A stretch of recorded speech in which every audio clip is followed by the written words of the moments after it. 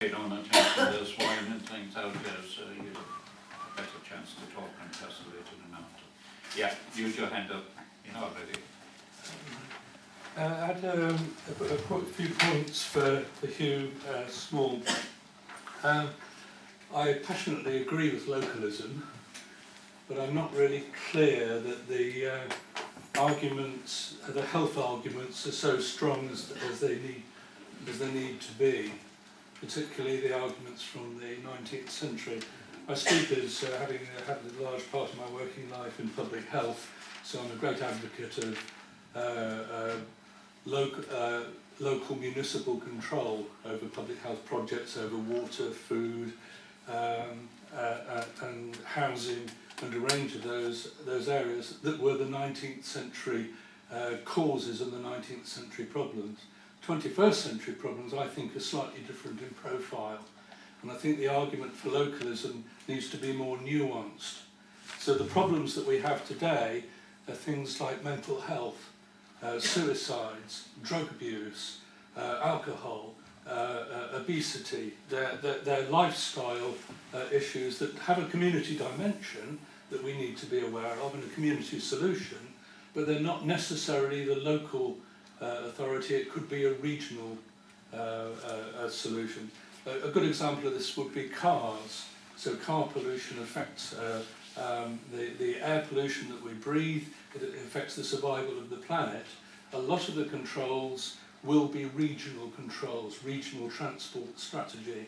And so that's a good version of localism, but it's not necessarily a local authority, a local council type solution. So I'd say that we actually probably need to be clear on what level the health arguments really stack up. I was trying to make a list of the kind of things that would be useful at a local council level, things that we can recognise that will contribute to the solution. And yes, we should argue for those, but not necessarily get carried away that the 19th century model automatically grafts onto our current problems. So the kind of things that we could argue for locally are playing fields, youth clubs, allotments, microgeneration, local cooperative and community initiatives, pedestrianisation, traffic calming, regionally transport strategy, energy grid ownership, water solutions. Those tend to be regional and watershed type solutions, public transport. But then again, we still need a raft of central support for those.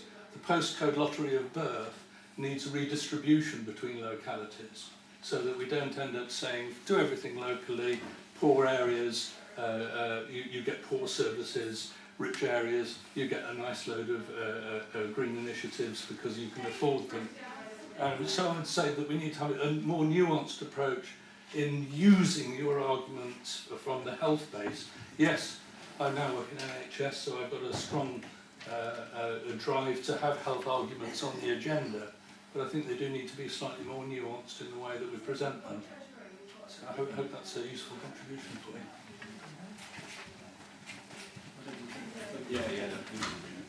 Yeah, take some three, try answer.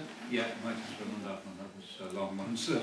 Yeah, I think they are nuanced. I don't know if I mentioned there are 68 public health indicators. I can't actually remember whether suicide is one of them. I think not, but I could see but certainly they have tried to nuance them. You know, they haven't devolved the whole of public health. They set up these 68 indicators. Yeah. And I work with, my other hat is Living Streets, which is the organisation that campaigns for, and this is definitely under the control of the local authority. You know, Westminster is refusing to do anything. They say we won't do anything until we have more central government funding. Oh, and by the way, we have the lowest council tax in the country.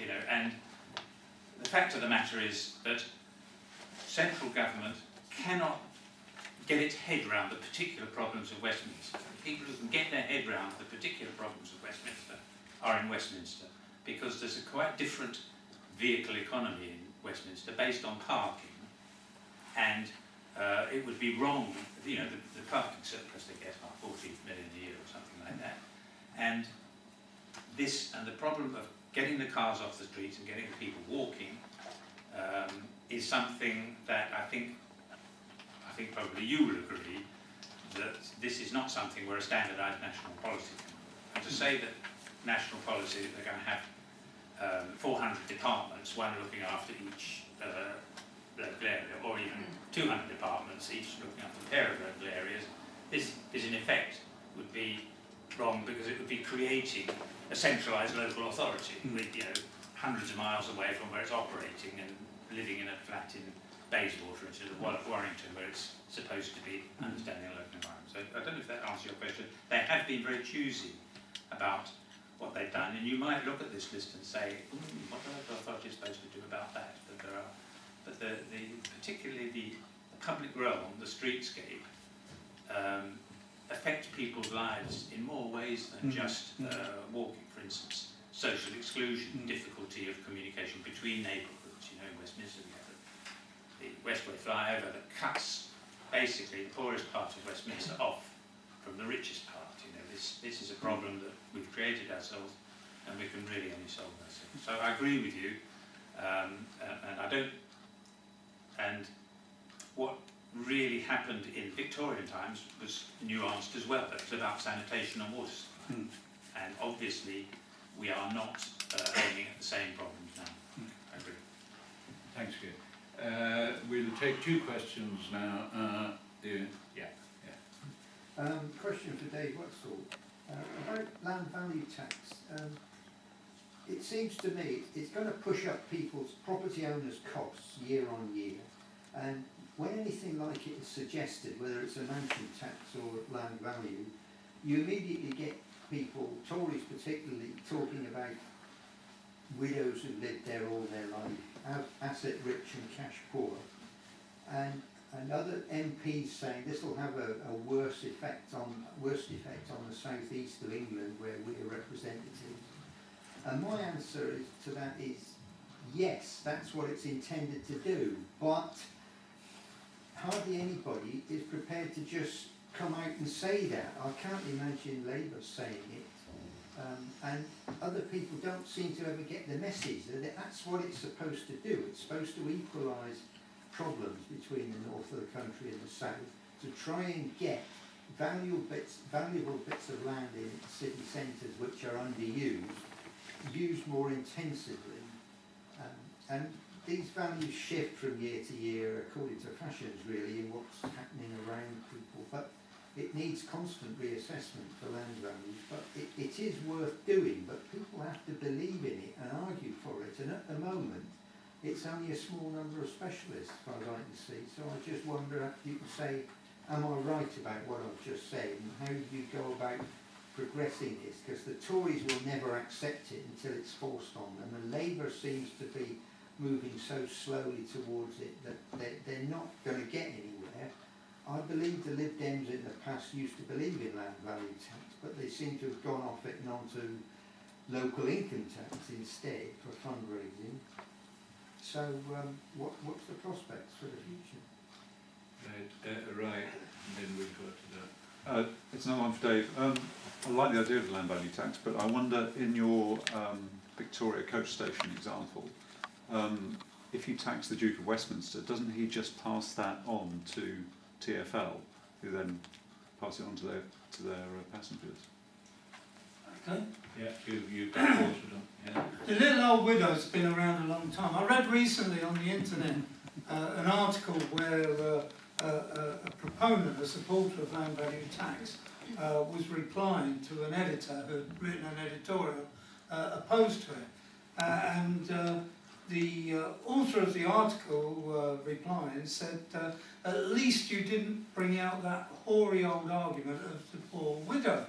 Now that was published in something like 1896, and they were arguing about Henry George's ideas for a land value tax. And even prior to that, when Wilberforce was talking about freedom for slaves, we had MPs getting up saying, well, what about the poor widow who's only been left 3 slaves by her husband? You're going to make this poor widow destitute if you give those slaves their freedom. And I think that on that particular point, Ed Balls is right when he talks about rollover, that anybody who's asset rich and income poor, there aren't many actual poor people living in mansions, I wouldn't imagine. But he says they don't have to pay the mansion tax in their lifetime. It will be rolled over with interest, and then when the estate changes hands for whatever reason, then the bill gets paid. And I would argue, and we have argued, exactly the same with land value tax, and it's actually implemented in that way in Denmark. So the argument about asset rich, income poor is a false argument. It's rich landowners hiding behind the skirts of the poor widow. And it's interesting you say the Tories would never support a land value tax. In the United States, there are several right-wing politicians that do support a land value tax, and Hugh and I have been having a little exchange by email recently discussing this point, because he's told me that there's broader support for it in the United States than there actually I thought there was. But the feeling I have about land value tax as regards bringing it in, because I've spoken to lots and lots and lots of MPs of all parties' persuasion, and they always bring up their constituents and people don't want to pay for it and this, that and the other, it is to use the example that we used at TfL. TfL, we had a problem of getting the government to agree to building Crossrail. The government, the Treasury, didn't want the taxpayer to pay for it. We first of all, Bob Connolly, myself and others, argued for a land value tax to pay for Crossrail. And that was dismissed by Gordon Brown's Treasury. And then Bob Kiley's team came up with the idea of a supplementary rate on big businesses in London. And that was put forward. By that time, Brown was Prime Minister and it was Alistair Darling. And I've been told since that it was the clincher. Crossrail wouldn't have been built if we hadn't said that a quarter of the cost could be met by the big ratepayers in London, business ratepayers, paying a supplementary rate over a whole number of years. Their properties have to be a value of more than 49,000 per annum and rental value, and they make just a small percentage. But added together, over the years, it's going to be £4.1 billion, and Crossrail itself is 16 billion, so it's going to provide a quarter of the cost of Crossrail. Now, that was introduced in legislation just prior to the 2010 general election. There was no kerfuffle about it at all. It continued after the general election. Boris has supported it since 2008, and it's being collected today as we speak, and there's been no shouting, no worries about it at all. Now, the Institute of Fiscal Studies did a report called the Merlis report. Merlis is some Nobel Prize-winning economist who studied the British tax system for 4 years. And one of the taxes he proposes in chapter 16 of his report is that there should be a land value tax to replace business rates. And I think that's probably the key. If we put business rates onto a land value tax footing, and we included all land except for occupied residential land on which council tax is currently being paid, so 96% of the land of Britain would be included, and made that a land value tax, I think that would be a way to introduce it. Even quite recently, The Economist, in supporting a land value tax, says there's questions about the ability to value land. Well, that's, I was going to say a stupid argument, it's a facetious argument. Land is being valued every day. And having a land value tax replacing business rates and extending it to all land, including farmland, but except for residential, you're not then asking turkeys to vote for Christmas. You're likely to get it through without a great kerfuffle. Can it be passed on? Assuming the landowner is charging the full economic rent of the land, they can't pass it on. If we had imagine my stupid analogy with Robinson Crusoe and Man Friday now being collecting 13 rabbits a day as land rent. If we had a land value tax of 50%, he couldn't then charge Robinson Crusoe another 6.5 rabbits because he's only producing 14 rabbits. He hasn't, the land does not produce enough to pay the rent currently being demanded plus the land value tax. The beauty, and every economist will tell you this, the beauty of a land value tax is it comes out of the rental surplus. For landowners, land has no cost of production. To put a building on a land or to farmland, there is a cost of production. You need capital, you need workers. But the land itself, the rent they collect, the location value, there is no cost of production to get that location value.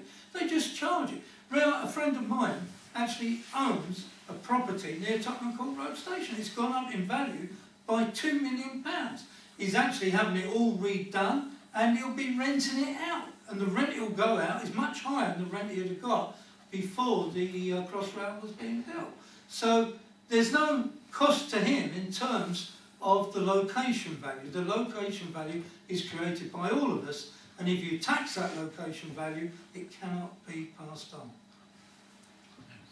Yeah, Rosemary, and one more. No? Rosemary, you're on, you know. What about the cost of things like flood defence? You say there's no, the land is free, but if the land only is land when it's not flooded, who pays for the flood defence? The first flood defences, I believe, were introduced in Elizabethan times, and that's when they introduced local government rates. The landowners, and the rates were on the land, the landowners paid for the flood defence. They're the ones getting the benefit. And obviously, if you're doing a valuation, any improvements to a site, if you build a wall to protect that site, then any improvements like the wall, I would say for 3 generations, you wouldn't include in the value of the land. But after 3 generations, apart from the work to repair the wall, it becomes a part of the land itself. And so I would start not taking that value away from the land value. But the location value itself, when the Labour government in 1931 introduced land value tax, and it actually went on the statute book, but then MacDonald and Snowden joined the national government, and the first step was to stop the valuation. If you don't value land, you can't tax it. But in their bill in 1931, which is not the perfect bill, there was a much better bill later in 1938-39 by Herbert Morrison for site value rating of the London County Council, because that was on annual rental value, but that's a detail. On the 31 bill, they were actually instructing valuers, when you're valuing farmland, you don't go for the hope value. You go for the value that it creates in terms of agriculture today. And only when it ceases to be agriculture and you put houses on it or factories on it, do you charge the higher amount. Because we know that agricultural land in the urban fringe will go at a higher price, because even if it hasn't got planning permission today and it's in a green belt, landowners, land speculators will hope that sometime in the future they'll be allowed to build buildings on it, and in which case the land multiplies tremendously. Kate Barker, in a report for Gordon Brown, said that a site in Cambridge was worth £9,000 a hectare agricultural value, £2.25 million a hectare with just planning permission for housing. A huge difference because of the permission. So in 31 they said ignore the home value, just go for the agricultural value, and that is obviously what I think we should do. Could we have a question for Caroline, which must be getting lonely up here. Adrian. Could you I'm just reading this article. It talks about cats and dogs, get rid of those experiments, but it says such a ban would only affect 0.8% of experiments in Great Britain, would be warmly welcomed by voters, etc. And they also want to ban the trade in non-human primates. Now, I go along with what you say about the relevance of certain experiments and whether they really are checking whether things are safe for use in humans, drugs say. But if so few cats and dogs are being used, it isn't a big issue really. I would have thought the industry is quite happy to use non-human primates as being nearer to humans, and so they'll resist strongly this, where you want to ban the trade, the whole party wants to ban the trade in non-human primates. So do you have the impression that the more of, shall we say, the smaller mammals but less attractive animals get taken out of medical experiments, the greater the trade in primates for testing, because they're somehow more thought to be more relevant? I mean, just to make it clear, that document is something that the BUAV has produced, and actually our policy is much stronger than that. That's their particular key asks for the election, because it's very much about, you know, steps that are achievable and things that voters want to see happen. So, you know, we're held up as the best, but actually they're also putting pressure on Labour and the Tories and the Lib Dems to just, you know, make some steps in the right direction. So that's what the document's about. Now, non-human primates are not used very much. It's massively controversial, and certainly it's been something that, you know, many organisations and Greens have been involved in, is actually completely ending the use of non-human primates, because, you know, they are so like us, their needs are so great, you know, it simply can't be met in the lab. Now, you would say that they are so much closer to us that there must be particular fields and areas where, you know, we must have proven that the use of these, and it's so difficult to get permission. Again, you would think there was very strong evidence that, you know, doing these experiments gave us great results. But again, that's not actually the case. And this is experimentation, isn't testing. They're used in experimentation, so particularly in neurological conditions. And there's a paper involving some of the scientists who did the animal testing work, where they went back and they retrospectively looked at a large number of papers that cover research in chimpanzees, and looked at where that research was then subsequently cited in actual developments advancing human medicine. And a very small percentage, I can find the figures out, I can't remember off the top of my head, a very small percentage of these studies were subsequently cited, and in most cases it was very clear that they weren't a major determinant in the advances in human medicine. So, you know, there isn't even a scientific argument for these experiments on human primates, where you would think that, you know, they're very like us, you think that they ought to be providing this great data. And when you do systematic reviews, that just doesn't apply. So, you know, there is the emotive argument, there's the welfare argument, but actually there is a scientific argument, increasingly, that these experiments can't be justified. And we were very disappointed that there wasn't a Europe-wide ban on the use of non-human primates. Is there any country or any drug company that doesn't do experiments on animals? No, because the problem at the moment, and this is where there is a kind of key opportunity, is that the regulations require it, because it's always been so, and because everyone says, well, we must do these, because even though there's no evidence, the regulator requires animal testing. Now, where you can see in every country. Yeah. And where you can see the scope is that actually the drug companies, you know, they are resistant to change. We're talking about a kind of paradigm shift. You know, there are people very invested in this whole industry. It is a whole industry. There are a lot of very powerful people who are, you know, with a lot of money invested in providing these animals. You know, people have built up a whole research career on animal experimentation, and you're not just going to have them suddenly accept, oh, you know, I'm sorry, I was wrong, what I've been doing is useless. You know, so it's a big shift. But obviously, for the drug companies, it is expensive, it is quite difficult, it is quite a hassle, and they are starting to look at this and look at the alternatives, and get in a room with the regulators and actually start to look at do we actually need to do this? But this is where looking at the other tests, the new technologies, and actually proving that they are better than animals, which I think there's increasingly proof out there, is going to be really crucial. It feels like, talking to a lot of people involved in this field, it does feel like we're on the verge of a tipping point. There's a lack of funding in some, to actually get these tests done. But it does feel that there is a tipping point, and this research, is an important part of that. I think we'll finish there. We're running a little over time. We will have some drinks and nipples outside, and we'll also tidy up here. And by the way, where's the bucket?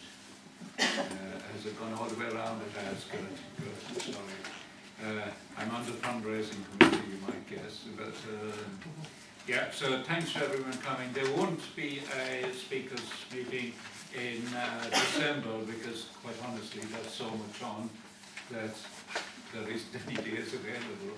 But we will have another series of lectures in January and every month after that. So, and if you hear anybody that might make a good speaker, let me know, and we might be able to look them. Thanks very much.